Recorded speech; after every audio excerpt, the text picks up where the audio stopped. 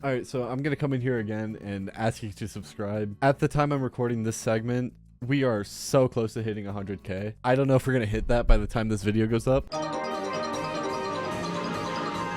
And if we didn't, then please subscribe. We are so close to hitting 100K. If we did, then thank you for 100K. And this part was just, it's just useless. Imagine something for me real quick. You're hurrying to take out the garbage one day, but miss the truck, and your neighbor gives you crap for missing it twice. But from there on, your luck just kept getting worse and worse, getting scolded for your senior's mistake, getting someone else's curry on your shirt, and forgetting your key on your desk at work. And that's when the same neighbor walks out of her place to go to the store, and you accompany her for some reason. To not give too much away, that's where I'm going to end the short summary. But that's the story of the Saw series I have for you today. This series is another one of HeriGOAT's amazing works, and it's pretty alright. Let's just get right into it. The first Saw starts out pretty much the same as I already explained it. There's some electronics saying that there's going to be lots of bad luck today, which includes the main character taking out the garbage, but he missed it and just stares as the truck drives off, but someone says that's a shame, as we see this girl asking if it's the second time he's missed it. The girl starts lecturing him, and he tells us that this is his neighbor who barely shows her face. He also thinks that this is bad and that today's luck just kept getting worse. There's then a series of shots where he gets blamed for his senior's mistake, gets curry on a shirt that wasn't even from his food, and left his apartment key on his desk. It's late though, the landlord's probably asleep, and calling a locksmith would take some time. He says it's unlucky as someone asks him what is. It's his neighbor asking what he's doing down there, which is the last person he wanted to see. But he tells her that due to some circumstances, he can't get into his apartment, which she mocks him for forgetting his key. She tells him that she was going to go to the store and asks if it's dangerous for a woman to walk alone at midnight, and asks him to go with her. At the store, he thinks that he can't refuse after that, but she offers to let him stay at her place tonight, which shocks him. He asks why she can just let a strange man into her room so easily, which she says a neighbor isn't a stranger, and that anyone who accompanies a strange woman shopping can't be that bad, and also makes fun of him. There's some banter while he still thinks about bad luck, and he zones out and such, which she asks about after they leave. They go to her place, which is a mess, and she tells him to sit wherever. She starts lecturing him about how much he's messing up and oversleeping this morning. His alarm kept going off and he started stomping, which is why she thought he was a frequent oversleeper, and he apologizes for the noise. But she says it's fine because it's funny. But because of that, she wanted to talk to him. Then goes on venting, saying that she's a writer and always works alone and doesn't have a friend to keep her company. He says he kind of understands and tells her to be prepared to be called on. He complains about it being hot as she turns off her AC at night, but starts to undress as he turns away, saying she's too lightly dressed, which she has a completely valid argument for. He's struggling to find somewhere to look, which she flirts with him, and he has a reasonable response. She says that won't be a problem though, and holds up a box, which is what he was looking at the store. She said all those things to get in his head and was disappointed when he didn't buy them, but this is what she intended from the start, since seeing him in the hallway made her heart skip a beat. And she asks him if he would like to keep her company, and they do it. It cuts to a morning and he made it to the trash, which someone compliments him for. It's of course her asking if it's great to get up early, making fun of him. She wishes him a good day and he says goodbye, and he's having good luck that day. The next part of the series starts with them doing it for a bit and then cuts to him catching a train, with him barely missing Ayane that morning. But that's when she calls him, saying that they miss each other that morning, and he asks if he can help her with something. She just wanted to tell him to take care and have a nice day, which is why she called. She asks if that makes him happy, but his coworker sees he's grinning and asks who he's on the phone with, and she starts to take a deep breath, only to scream that this is his convenient neighbor Cat speaking, and they banter about that until he hangs up on her. She sits for a bit and gets an idea. There's a shot of the city while the first day of the business trip wraps up and he's in his room undressing, but he gets a photo on his phone, which we expected to see that. He frantically asks what that was, and she says she's just providing material for him, and it worked because he's getting flashbacks to their time together and gets excited, but before he can get rid of it, gets interrupted by his coworker from before, informing him about a gathering below, which is where he decides that those pics are off limits while on the trip, and immediately gets sent another one the next day. They call and he tells her that he didn't use it, which makes sense since he's at work. She tells him she did it and then goes into way too much detail about it, embarrassing him, but he tells her that he won't do it until they do the real thing, which she smiles and says she's looking forward to it, and hangs up. He just sits back in his chair and wants to go home. The next morning he's really depressed, which his coworker coworkers realize. It's the next day and he didn't sleep well the night before, and she sends him another one with impeccable timing. He then starts analyzing the quality of the pictures and thinks she does that in her spare time, but his coworker snaps him out of it and he gets back to work and finishes the job. He takes a train back and declines his coworker's invitation to go out, and on his way up to his apartment he starts thinking about Ayane and decides to shower first. But as he goes to open his apartment door, she opens it for him, and she does this classic thing with the bath, dinner, or her. This flipped a switch and he pushes her on the bed and they do it. They finish up and go through her gallery, showing she took a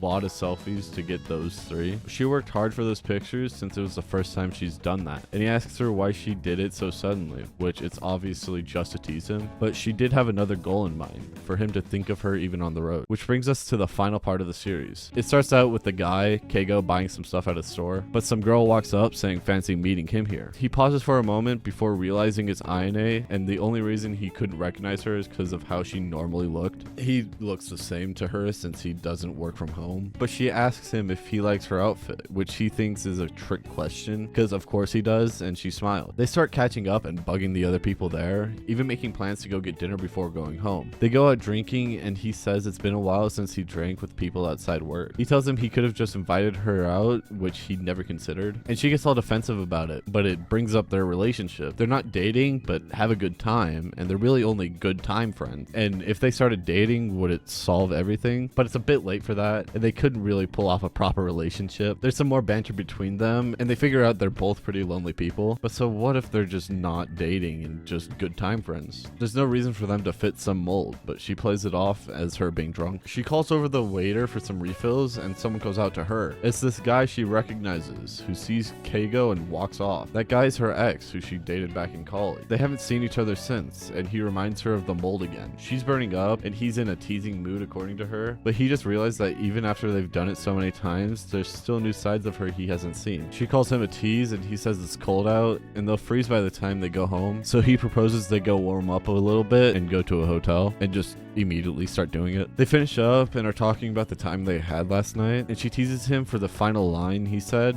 "Be my woman," joking, saying what if she took him seriously, but he was being serious. He started to say it again, but she walks over to shut him up, saying he can't say that. She really likes what they have right now, just the two of them doing their thing, so he can't say that. She wants to have more fun, then maybe hear him out, but she'll always save him a spot since he's her neighbor. He shakes it off and calls her a piece of work. They continue walking and she wants him to give her a review, but he clenches the envelope he's holding in frustration. I know it's a cliffhanger, but that's the end of the series. Overall, I rate this a solid 9.5 out of 10. It's a long sauce series, which you don't find often, and has a lot of development throughout. And don't even get me started on the art. It's just so good. The one thing dragging the score down though is the ending where she rejects him, and that's really it. The entire series was amazing, and it's just another amazing series from HeriGOAT. And if there's another part to this, I'll be sure to review it. But for now, I recommend you check it out for yourselves as always. That's all I got.